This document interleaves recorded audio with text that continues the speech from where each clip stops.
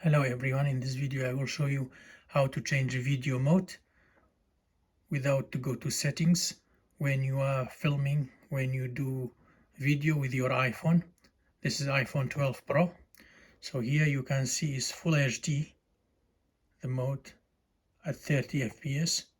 You can just tap, it goes to 60 FPS. Again, 4K at 60, 4K at 60 FPS. And then again HD at 60, 4K at 60, 4K at 24 FPS, 4K at 30 frames per second, and then goes back to HD, full HD.